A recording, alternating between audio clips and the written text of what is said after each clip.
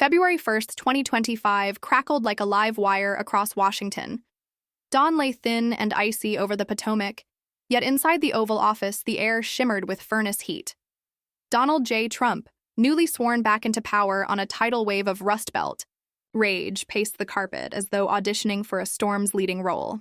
At 6:14 a.m. he stopped, uncapped a black Sharpie, his saber of choice, and with one decisive flourish slashed signatures on a document whose title screamed in 24-point font, Defending American Industry Act, Emergency Tariffs. 25% on Canadian aluminum, 30% on Mexican corn and tomatoes, 20% on every sedan assembled outside America yet daring to cross its borders. The pen stroke sounded like cannon fire ricocheting off the Great Lakes and the Rio Grande. Phones howled. In Ottawa before sunrise brushed Parliament's copper roof. Prime Minister Julien Carrière, charismatic, bilingual, photogenic, watched frost swirl beyond the Peace Tower window and clenched a communiqué labeled Retaliation. 50% on Kentucky bourbon, Wisconsin cheese, Harley-Davidsons, and Tennessee whiskey. A precision strike into the red, beating heart of Trump country pride. 2,000 miles south, President Alejandra Marquez, La Fenix, Mexico's first woman head of state, tightened her green-white-red sash, stared down a camera lens, and declared in Spanish and English, "If Washington raises walls of tariffs, Mexico will raise bridges of new alliances." Her words landed like eagle talons on mahogany desks from Wall Street to Calgary, daring the Colossus to blink. By noon, 18-wheelers idled nose to tail at Detroit Windsor. Their exhaust ghosts curled into winter air like incense from an uneasy prayer. TikTok truckers live-streamed mile-long purgatory, horns bleeding a dirge for free trade while border agents poked through manifests suddenly suspect. Wall Street shutters rattled.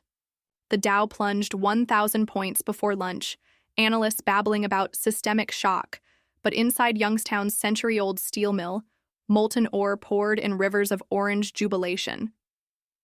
Garrett Lawson, third-generation steelworker, punched a time card for his first overtime shift in years, sparks reflecting fireworks in his goggles. "We're back!" he roared above the clamor, and somewhere in the gallery of Trump's mind that shout echoed like campaign rally thunder. Yet, across the St. Lawrence, dairy farmer Marie-Claire Elise watched cheddar wheels stack unsold, blanketed in plastic and anxiety. Tariffs strangled her export lifeline. Her barn smelled of sweet hay and bitter uncertainty. She stroked the muzzle of her favorite Holstein and whispered, "We're collateral." Farther south, in Sinaloa's Emerald Corn Belt, Diego Ramirez bounced a battered pickup along dusty lanes. Mexico's retaliatory duties suddenly shielded his harvest, yet fertilizer hauled from Kansas now cost 40% more. Victory tasted of dry grit on the tongue.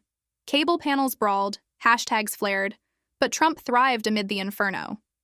He tweeted charts of revived payrolls, christened Carrière Tariff Teddy, dubbed Marquez Tax Lady, and goaded them to blink first. When Ford yanked an SUV line from Ontario to Tennessee, Windsor workers picketed in snow while American crews cheered in live-stream solidarity. Canadian talk shows flashed angry pie charts. U.S. pundits flashed triumphant ones. Tesla shipments hit a Canadian customs wall, and Elon Musk fired back on X, promising borderless robotaxis that respected no tariff, an algorithmic middle finger to antiquated bickering. Negotiators met under floodlights at Niagara Falls, mist, clinging to briefcases like cold sweat. The roar drowned their curses as they drafted ceasefire clauses on damp legal pads, yet one boulder refused to move. Trump's demand for a Made in America First certificate on every good, entering his realm. At dawn, envoys scattered, suits soaked, tempers raw, hope dripping into the gorge below. Rail yards clogged. Mexico ordered car-by-car inspections in Laredo. Trump countered with National Guard Humvees, camo silhouettes against idle boxcars, stars and stripes snapping in desert wind. Commentators shivered, the first trade war with troop deployments on friendly borders since 1812. Inside the West Wing, maps of North America glowed red where supply chains bled.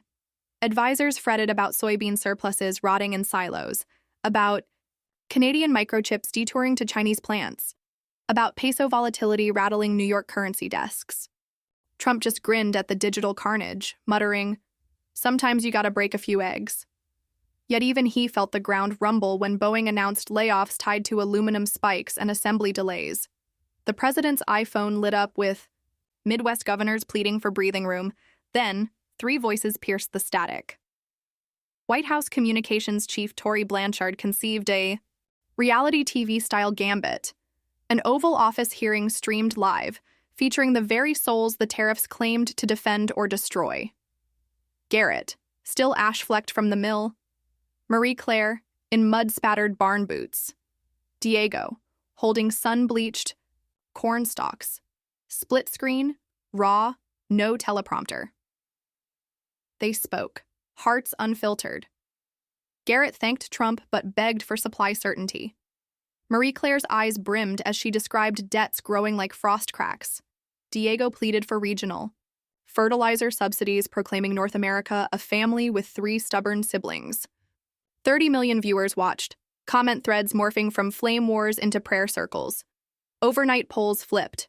58% of Americans now favored de-escalation. Market vultures smelled détente.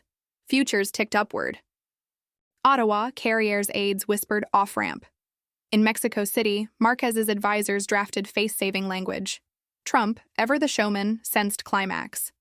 He ordered Marine Band trumpeters to rehearse for a Rose Garden spectacle. April 2nd, 2025. Cherry blossoms glowing like pale lanterns around the White House. Under a banner reading, Phoenix Protocol, Rising Together, 3 leaders stepped. Before cameras, Trump in navy tie, Carrier in maple red scarf, Marquez in embroidered jade. The agreement, phased tariff rollbacks pegged to origin tracing tech, a $60 billion North American infrastructure fund, and a novel labor dividend ensuring wage growth parity across borders. Reporters fired skepticism. Trump raised a palm. "We fought, we won fair trade." Carrier spoke of dignity restored. Marquez invoked solidaridad. The continent exhaled. Stock markets soared like raptors released. In Youngstown, Garrett's mill installed AI furnaces paid by Phoenix grants. He carved his daughter another steel rose, edges polished hopeful silver. Marie Claire shipped maple cheddar south inside. Boxes stamped, "From the Great North for the Great Plains." Creditors eased, and she planted lilacs by the barn. Diego exported non-GMO corn both directions, his pickup now bearing a bumper sticker. Phoenix rises. Economists debated scars unseen, trust frayed, supply chains rewired, alliances tested. Historians would parse the gamble for decades. Had Trump's fire-brandished brinkmanship forged a tougher, fairer union, or merely scorched goodwill to the root? In Ohio taverns and Saskatchewan granaries, opinions split like lightning across prairie skies. But one truth fused to memory. The morning tariffs flew like arrows and 3 friendly flags snarled. Then, through grit, tweets, tears, and late night, Niagara fog rose again, welded stronger for the flame. History, like steel, tempers hardest under heat. And if this saga of confrontation, courage, and continental rebirth quickened your pulse, smash like, slam subscribe, ring that bell, and stay with Timeless America, where every scar on yesterday becomes a roadmap to tomorrow.